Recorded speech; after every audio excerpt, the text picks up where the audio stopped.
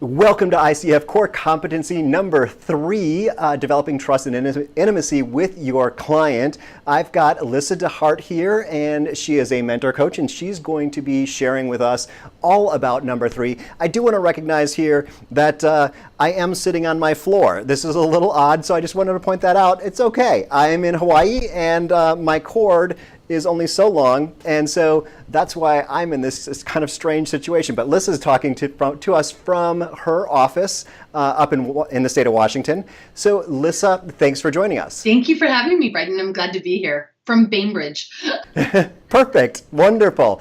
Well, we're going to learn a little bit more about Lissa at the end, but first I want to have Lissa just jump right in and tell us about core competency number 3. Just kind of give us a definition. Well, core competency number 3 is around establishing trust and intimacy with your clients. And one of the things that it is also is a really important element of it is around this co-creative process that happens in the coaching conversations, where what you're doing is you're building a sense of the client having the support and safety to really start to explore what is important to them and also what might be in the way of them making it to their goals, but that there's this real sense of relationship and intimacy between you and your client in this co-creative process. Great, thank you for that. So now I'd like to dig into what you see as a mentor coach when someone's really mastered this competency. What are you, if you're watching a tape, what are you seeing? There's multiple things that show up, and these are elements that happen just even in everyday relationships where where there's a great deal of trust and safety, which allows for the intimacy. But what you'll see is the coach is really trusting in the process. They trust their client to have an ability to access their own internal wisdom. And so the coach is asking questions that invite the client to share what they're learning, that invite them to share their experience, and that they are really in a space of actually even taking the lead in the direction that the coaching conversation may go to. You may see it show up with humor, where there's a really lovely rapport that happens between two people, where there is that safety and intimacy, and the coach and the client may be laughing together as something shows up in the conversation. So laughter can often be a really great indicator. And there is a ease to the conversation. It isn't the coach driving the conversation. It isn't the coach pushing the client. It is this ease of this lovely interchange between two people as they're having a really important conversation for the benefit of the client moving forward towards their goals. Great. Well, as you were saying that, I was thinking, I was just this morning watching a video of you coaching someone, and I'm going to put a link to that probably up here, I can't remember which side, if people want to go and watch you coach for a half hour, because I think it's, you were doing a masterful job of that. And I know it was with Steve, and you know Steve, so there's a relationship there. So maybe it's a little different than just starting out with a brand new, fresh coaching relationship. But I think it's a good example of everything that you just mentioned. So folks have access to that too.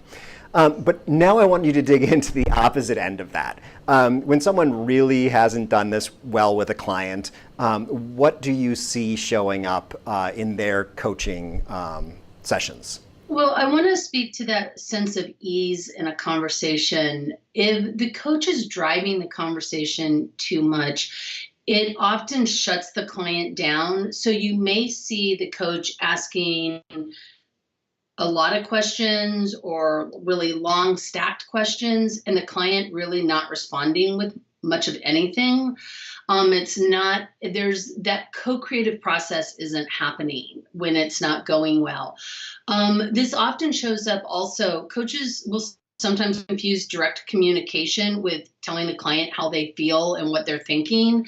And none of us, just anybody on this that sees this video will know, when somebody tells you how you're feeling, it doesn't embody a sense of trust or a sense of autonomy or a sense of being really heard or listened to.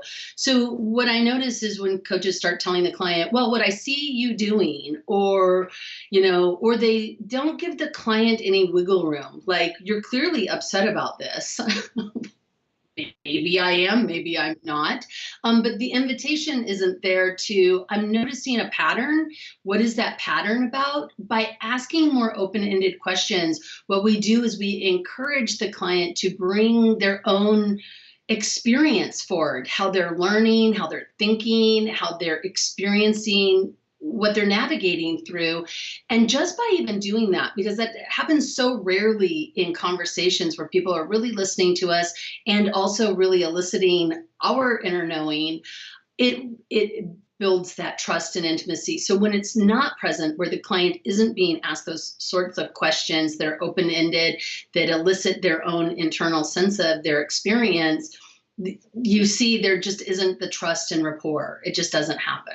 Yes, I can see that, and you're right. It does happen in most everyday conversations. So, which is also why I love working with coaches, because you guys have mastered that skill of having a conversation at a completely different level. It's great to hang out with other coaches because it's uplifting. So I want you now to go into the third part here, which is when you're looking at someone who's at the ACC level, the PCC level, or the MCC level, what is the difference that you see, or what are you looking for? What can someone at the ACC level get away with maybe that they can't do at the MCC level? At the ACC level, you're really at the beginning level of the coaching, your coaching education. You've hit a really important milestone. And the things that you may see in an ACC conversation is the coach really is attending to the agenda. They are curious and show real concern for their client. There may be laughter, there may be, nice rapport. And yet they don't necessarily dig any deeper. Like, if the topic comes up and the topic is, I want to do XYZ, even though the client may bring up something that is maybe a more deep, meaningful underlying issue, the coach may not ask those kinds of questions. So the deepness of the intimacy and trust doesn't go much below the surface.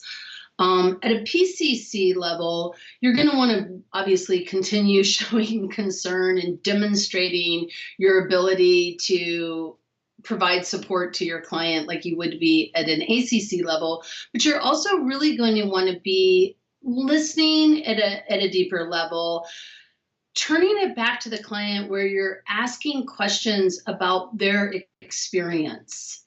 You are really trying to be a co-creator in the process. And there is a real degree of connection between the coach and the client, and an attunement to not only what the client is bringing to the conversation, but also remembering of the agreements that you've made around the coaching conversation, around the coaching relationship, and just checking in. How are we doing on meeting this? Those sort of questions help to elicit trust, because you're continually turning back to the client to make sure that they're the one driving the conversation. What about when we reach the MCC level? When someone's really, is there anything different that you see up there? It's interesting, because the way that it really deepens is it's funny. It's almost like a letting go of needing to be in charge or knowing anything. It is this trust that the client really is whole, capable, resourceful, creative, that the client has within them the information that they need through their head, heart, gut alignment, that you're really listening and you're really acknowledging the work that they're doing, the work that they're capable of doing. And it is a co-creative relationship where the client is actually in the lead and the coach is letting go of their attachment to anything. It is all of their questions and all of their belief and trust is that the client is capable of moving their own agenda forward. And the coach's job is to really have those powerful questions that elicit curiosity and help the client learn from the inside out. But it is not to be driving the train. It is not to be telling the client anything. It's really only about asking what the client is learning and noticing along the way. And there's a comfortableness that the coach needs to have in just letting go of the attachment to a particular outcome. And I think that that's a difference also when you look from ACC to MCC, is that you're seeing a coach who is maybe demonstrating the need to perform and be a good coach. And it's not that an MCC coach isn't wanting to provide the best coaching possible. They absolutely are. But there is a letting go process and a trust in the client's ability to show up and for the co-creative process to bring to the foreground what really needs to be explored.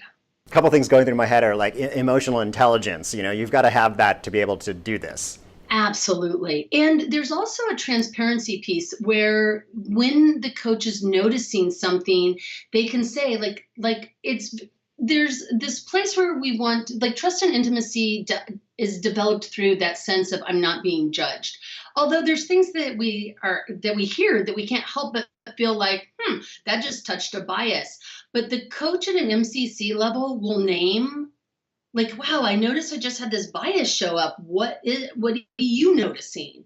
Or and putting it back into the client's lap to go, oh, or there's a pattern that I made that seems to be showing up in this conversation that I'm hearing. What are you noticing about that? And how might that be impacting other places where it gets in the way of your stated goal, right? So there's a vulnerability that shows up at the MCC level also, of letting go of attachment, letting go of the belief that I know better than you what you need. That's interesting because that was kind of the next word that came to mind was vulnerability, because I'm reading some Brene Brown now and she's all about vulnerability, and it definitely shows that there's a connection, I think, between vulnerability and emotional intelligence. Absolutely. And the thing is, just in real life, if we don't feel safe to show up truly, authentically ourselves in any relationship, it could be with your spouse, it could be with your best friend, it could be anywhere. If you don't feel safe to be authentically yourself and really explore and be curious for the benefit of moving yourself forward, nothing happens. Like, change doesn't stick. And there's that vulnerability piece of owning our own part when it shows up. And what we do when we say, I'm noticing I'm having a bias that just showed up and I just want to name it, not that we need to do anything about it, but I just want to name it because it just showed up in the space, is that we allow our clients to do the same thing, right?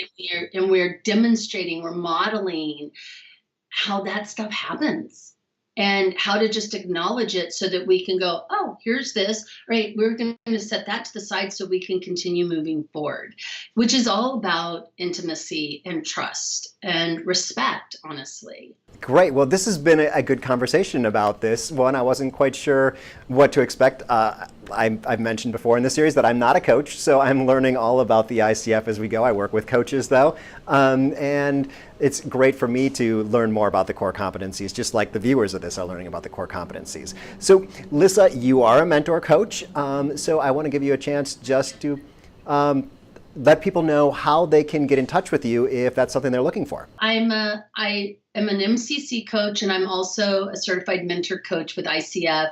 I have a website. It's my name, lissadehart.com. And you can go there. I have videos there around mentor coaching. I work with coaches. I work with a lot of coaches one-on-one doing their individual mentor coaching. because as you're continuing developing your coaching skill set, you need certain numbers of mentor hours along the way. But also, I think it's really powerful. I continue to get mentor coaching myself because I think it's just really powerful to continue to take that bird's eye view of your own coaching so that you don't get into, I don't want to even say bad habits, but just habits of how we fall into the talk, tell, consult, counsel versus really being present with our clients in a coaching specific conversation. I am going to put that link down below so that everyone knows how to spell Lissa DeHart. And I want to thank you for being with us today. And thank you to everyone who's watching, because you guys, if you're watching this, you're probably on the journey to becoming a coach or becoming a better coach. So I applaud you for that. And the way to get to be better is to continue watching this series. So I'm going to put a video up here where you can watch the next one in the series, number 4, or head down here where you can watch the entire playlist and see a bunch of 11 different mentor coaches talking about all the different core competencies. I'll see you in the next video.